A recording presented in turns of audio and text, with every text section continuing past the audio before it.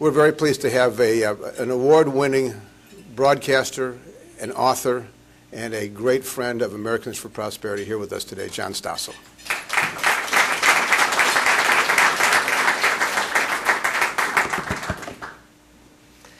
I love the name of your organization. I mean, are there Americans against prosperity? It's a little like those phrases the left uses, like social justice. I mean, who could be against? Are you for social injustice? But you could say, frankly, that there are a lot of Americans who are against prosperity. They just don't realize it, and I was one. When I started reporting, I viewed people like you, look at you, rich country club Republicans, the overclass, the capitalists. It's our job to protect the public from people like you. And that's what I did for my first 15 years reporting, frankly. I won 19 Emmy Awards bashing business, and it was a new role, consumer reporting. We just were inventing it as we went along. And it has valid points. It's good that the press points out the lying or the misleading. I mean, the Coffee Institute was running ads saying, coffee's the drink that picks you up while it calms you down. So we'd call them up and say, how can you say this? It's contradictory. Well, we have research to back this up. Really? What's the research? Well, we surveyed thousands of people. We asked them, what do you get out of your coffee break? Some people said it picked them up. Some people said it calmed them down. Libby Owens Ford Glass Company ran ads saying, look how clear our window glass is. And they shot them with the windows down. So, and I did this night after night, and this is why we consumer activists said you got to have government regulation to protect us from the capitalists, or at least lawyers suing to punish the bad guys. But then I watched them work, and I'm ashamed to say that it took me maybe 15 years to figure out what many of you intuitively get, that these laws do more harm than good. Not all of you, Liz, I understand you're not one, but I came to see that, first of all, there's the cost. And the worst of it is not the direct cost that you fight, the payments to the bureaucrats.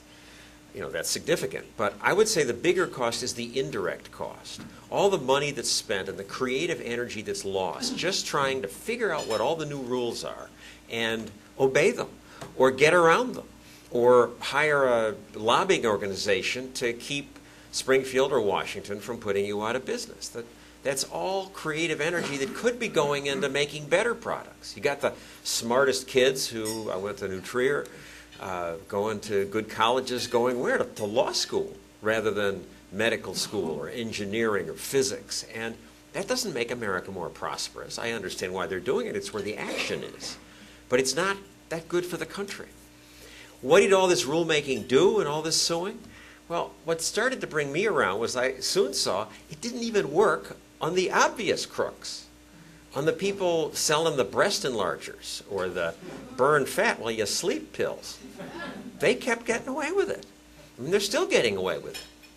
Maybe the attorneys general would go after them and 5 years into their scam, and then they would hire a defense lawyer who would hold the regulators off for another 5 years, and then they would just change the name of the product or move to a different county. Or they'd sign a consent order, which is where you say, we don't admit doing anything wrong, but we'll pay the lawyers and we'll stop doing it. By contrast, the more I saw the ruthless, selfish competition of the free market work, the more I started to see that, gosh, that protects us better than lawyers suing or government regulating. It's not perfect. Perfect isn't one of the choices. There will always be Enrons and WorldComs. But while I could find lots of stories to do as a local consumer reporter, once I got to Good Morning America, I couldn't find that many big scams because the market gets rid of it. Word gets out. The good companies thrive and the cheaters atrophy. The way to get really rich in America is to serve your customers well. But people don't get that. They don't trust that. The market works to protect us even in areas where intuitively you wouldn't think it would. And as an example, Look at the greedy, profit-driven companies that have employed me. I've worked for the three biggest networks, ABC, NBC, CBS. They get all their profit, every penny, from advertisers. So intuitively, you would think they'll let the advertisers run the show, control the content, bias it. And yet, they don't. All three networks have boards of censors that review every ad any company tries to put on. They drive the ad agencies crazy. They demand wording changed in almost half the ads. Sometimes they turn the money down outright. Why would they turn the money down? Because the market protects us in unexpected ways. In this case, the networks figured out that they'd make more money if their ad time was not thought of as sleaze time. So they police themselves. Or how about the fact that I was allowed to be a consumer reporter? I was allowed to criticize the people who paid my employer. Why would they ever do that? Ralph Nader, when consumer reporting was beginning, said, you'll never see that happen on commercial TV stations because they won't want to tick off their sponsors. Yet, what's the truth today? There are consumers reporters on most commercial TV stations. Ralph Nader was totally wrong, as he is about so much. Why was I allowed to do this? And I did a story on aspirin, saying the aspirin makers are lying in their ads. And they were. They were all saying they were the best when aspirin's aspirin. Bufferin works twice as fast, Bristol-Myers claimed. Well, I said they were lying. Bristol-Myers, which makes Bufferin and Excedrin, sued me and CBS for $25 million. I was 25 years old at the time. I assumed I was toast. And yet CBS said, no, go ahead, keep consumer reporting. Why? Again, because the market works in unexpected ways. In this case, they figured, yeah, they'd lose some money in paying lawyers to defend these lawsuits and in the angry advertisers who pulled out. But more of you would watch a news program that told the truth about sponsors' products too. And so they'd make more money. The market will protect us better than government.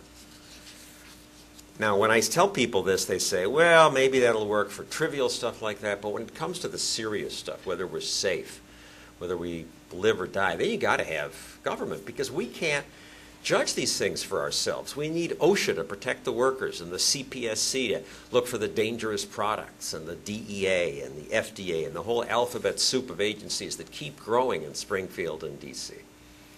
And intuitively, this makes sense to me. It's a complicated world out there. Take the FDA. I can't judge what makes a drug safe and effective. I need them to be the gatekeepers.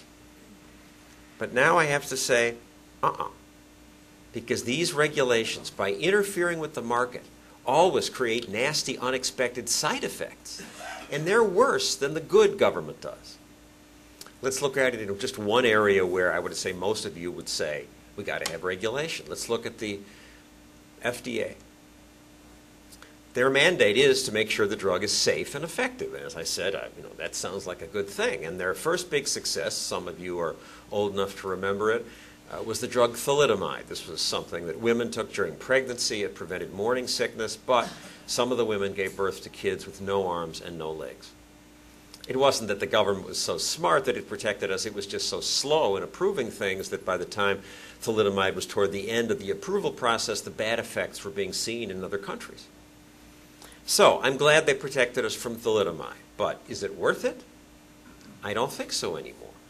Because the state, by protecting us from bad things, protects us from good things, deprives us of good things.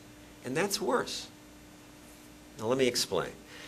Since the thalidomide success, the FDA has grown in size 12-fold. Now, to get a new drug approved, it takes 12 to 15 years.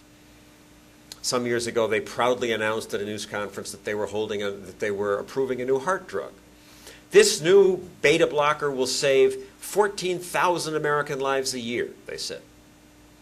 Now, no reporter stood up to say, hey, that's great, but didn't that also mean you killed 14,000 people last year? And the year before, and the year before that, and so on. No reporter asked that because reporters don't think that way. But think about it. It did mean that if you have a 15-year approval process.